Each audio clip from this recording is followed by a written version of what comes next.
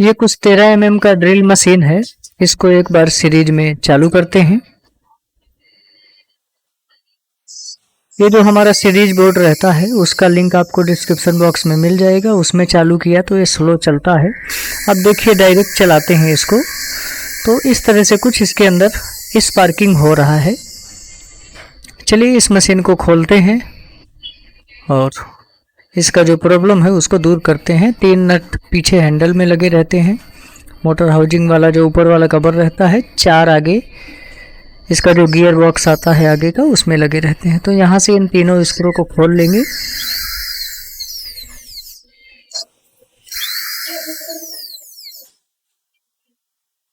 और अपने आप में बहुत अच्छा मशीन आता है ये, और बहुत पुराना मॉडल है ये। DU10 मॉडल जिसे बोलते हैं, उसी में ये AID 13 mm का जो ड्रिल रहता है। देखिए यहाँ के कार्बन के ऊपर जो कार्बन होल्डर लगे रहते हैं, ऊपर से पट्टियाँ जैसी लगी रहती हैं सपोर्ट के लिए। ये दोनों स्क्रू यहाँ से खोल लेना है। खोलने के बाद में जो अंदर जिसके अंदर हम कार्बन डालते हैं, कार्बन नया चेंज करने का भी यही प्रोसेस रहेगा। इस तरह से इनको निकाल लेना है कार्बन होल्डर को। और देखिए इसके अंदर कार्बन भी काफ़ी मात्रा में पड़ा हुआ है। ये समझ लो कि 80% जैसा कार्बन इसमें पड़ा हुआ है, लेकिन फिर भी ये स्पार्किंग हो रहा है। ये आप लोग देख सकते हो यहाँ से।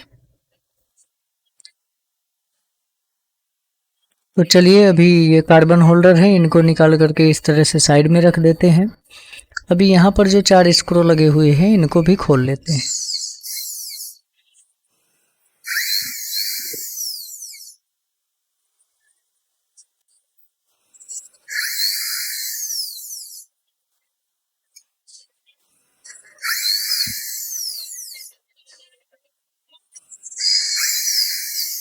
इस तरह से चारों स्क्रू को खोल लिया है। इस तरह से धीरे धीरे से यहाँ से इसका जो गियर बॉक्स है इसको इस तरह से निकाल लेंगे। इधर का एरिया बिल्कुल बराबर है, बेरिंग वगैरह सब क्लियर है। अभी चलिए यहाँ से कुछ इसको इस तरह से स्क्रू ड्राइवर की मदद से जो इसका आर्मेचर है बाहर निकाल लेंगे।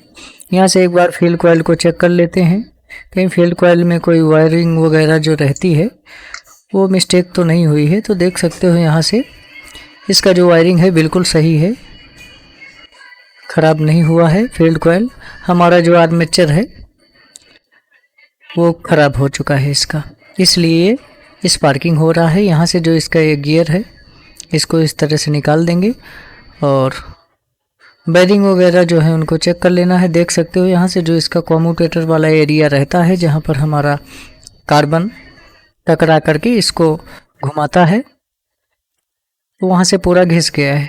चलिए आर्मेचर हमारा ख़राब ही है तो हम हथौड़ी की सहायता से इस तरह से इसको ठोक करके बाहर निकाल लेंगे।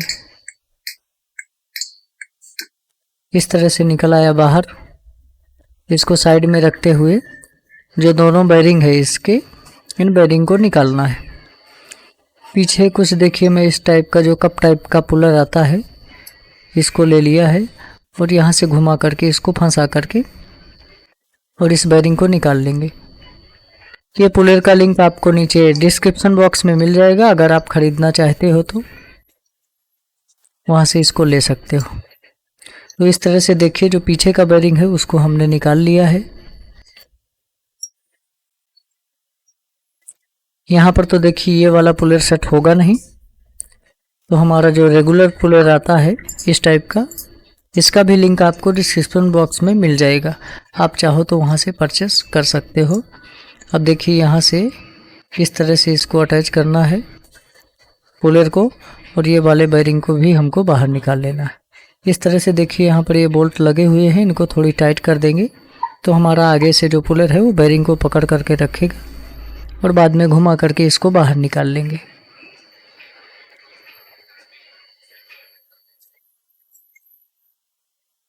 ये पुलर लोगे तो ये बोल्ट और 5 mm का आपको जो एलंकी पाना होता है वो साथ में आएगा।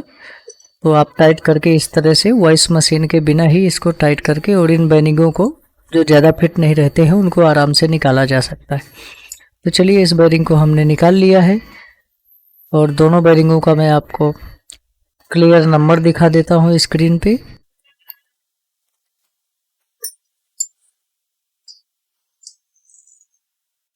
608 नंबर की ऊपर और नीचे दोनों साइड में 608 नंबर की बेरिंग पड़ती है। देखिए यहाँ पर छोटा सा वॉशर पड़ा है, इसको इस तरह से निकाल लेंगे।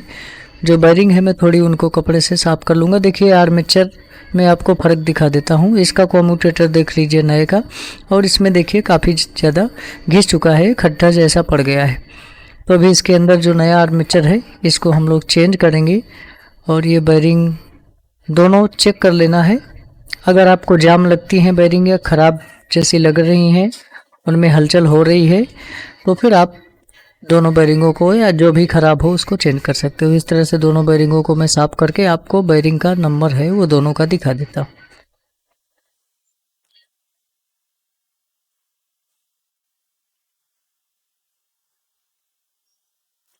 ये देख सकते हो ये 608 नंबर का बेरिंग है। दूसरी बेरिंग का भी दिखा देता हूँ आपको यहाँ से। ये भी देखिए 608 नंबर की बेरिंग, दोनों साइड में 608 नंबर की बेरिंग इसमें सेट होती है। चलिए पीछे का बेरिंग कुछ इस तरह से रखेंगे, और जो बेरिंग का अंदर वाला राउंड वाला भाग है उधर पे इस तरह से हथौड़ी से ठोकर मारेंगे। याद रहे बाहर के भाग में नहीं लगे हथौड़ी, जो राउंड वाला रहता है, वरना फिर हमारा बेरिंग का अंदर का जाली खराब हो जाएगा। और इस तरह से इस बेरिंग को भी रखेंगे।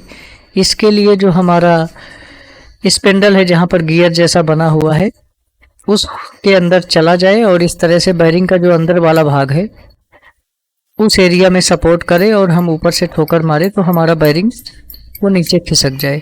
हालांकि हैंड प्रेस मशीन या फिर हाइड्रोलिक प्रेस मशीन से मैं सेट करता हूं अक्सर, लेकिन वीडियो बनाता हूं तो इधर उधर बार बार कैमरा ले जाना पड़ता है। इसलिए अगर आपके पास हैंड प्रेस मशीन या हाइड्रोलिक नहीं है तो कुछ इस तरह के ट्रिकों का इस्तेमाल कर सकते हैं।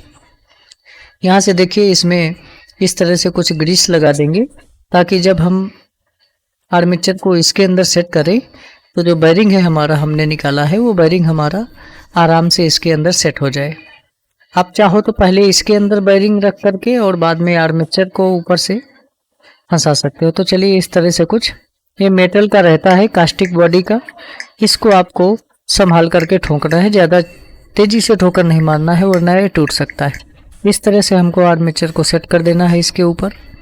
अभी चलिए चलते हैं इसके फिटिंग की ओर। वीडियो अच्छी लगे तो वीडियो को लाइक और चैनल को सब्सक्राइब जरूर करना। साथ में बेल नोटिफिकेशन को ऑन रखोगे तो आपको पावर टूल से रिलेटेड वीडियो देखने के लिए आगे मिलती रहेंगी इस चैनल पर। इस तरह से हम लोग कुछ इसको सेट कर देंगे पीछे। इसको घुमा करके देख लेना है, फ्री रहना चाहिए हमारा। तो चलिए ये हो गया है सेट। अभी इसके ऊपर यहाँ पर इस गियर को रख देते हैं, और इसमें आर्मेचर हमने नया डाला तो आर्मेचर के गियर के ऊपर इस तरह से ग्रीस लगा देना है। अच्छी क्वालिटी का ग्रीस लगाएंगे, कम लगाएंगे, ज़्यादा भरने से यहाँ पर ग्रीस बहुत ज़्यादा लगाने से घूमने में दिक्कत होती है और गर्म होता है फिर मशीन। बहुत ज़्यादा ग्रीस लगाने का बिल्कुल ज़रूरत नहीं। इस तरह से इसको सेट कर देंगे, और ऊपर के जो स्क्रू हैं दो बड़े वाले इस तरह से फिट कर देंगे आमने सामने का। चेक करने के लिए इस तरह से फिट कर देंगे, या सभी स्क्रू आपको टाइट करना है तो सभी टाइट कर सकते हो। कभी वापस मशीन को खोलना पड़े तो फिर क्या है, दो स्क्रू हमको फिट करके एक बार मशीन को चेक कर लेना चाहिए। लेकिन इसमें कोई दिक्कत नहीं है, मशीन जाम वगैरह नहीं है, तो हम इसको एक बार कंप्लीट फिट कर देते हैं। ये हमारा मशीन है ना, ओके हो जाएगा, कोई परेशानी नहीं। इस तरह से सभी स्क्रू को फिट कर देना है। अभी देखिए और क्या प्रॉब्लम है इसके अंदर मैं आपको बता देता हूँ। ये जो हमारे कार्बन है ये, और ये जो हमारे कार्बन होल्डर है देखिए यहाँ पर फंसाते हैं, और ये जो इसके अंदर कार्बन है देखिए मैं डाल करके दिखाता हूँ, तो यहाँ पर बहुत ज़्यादा गैप हो गया है ये कार्बन होल्डर में। देखिए इस तरह से गैप भी ज़्यादा हो गया है, तो ये हमारा आर्मेचर को वापस ख़राब करेगा। दोनों के अंदर इस तरह से काफ़ी ज़्यादा गैप रह गया है, इतना ज़्यादा गैप नहीं होना चाहिए। तो ये दोनों कार्बन होल्डर भी हम नए चेंज कर देते हैं। इस तरह से मैंने दोनों कार्बन होल्डर नए ले लिए हैं, और इसमें कार्बन होल्डर के अंदर देखिए कार्बन डालते हैं तो ये ज़्यादा इसमें गैपिंग नहीं है किसी भी प्रकार की। तो अब कुछ यहाँ से एक होल जैसा रहता है, इस पट्टी को यहाँ से फंसाना है और कार्बन को कुछ इस तरह से सेट करते हुए, और जिस जगह पर इसको सेट करना है वहाँ पर इस तरह से सेट कर देंगे। इधर का भी पट्टी फंसाएंगे, ये कार्बन रखेंगे इस तरह से और इस तरह से हाथ से दबा करके रखेंगे और इस तरह से इसको भी सेट कर देंगे। अभी जो ये ऊपर सपोर्ट लगे हुए हैं कार्बन होल्डर में, इन बोल्ट को हमको दोनों तरफ के जो स्क्रू लगे हुए हैं इनको फिट कर देना है। कार्बन चेंज करने का भी यही प्रोसेस है। कार्बन होल्डर वगैरह चेक कर लेना चाहिए, क्योंकि वो गर्म होते हैं तो फिर स्पार्क होकर के चारों तरफ जल जाते हैं, चौड़े हो जाते हैं, तो फिर नुकसान होता है। चलिए अभी जो इसका इस तरह से वायरों को संभालते हुए इसका ऊपर का जो कवर है इसको रख करके फिट कर देते हैं और मशीन को चालू करके देखते हैं।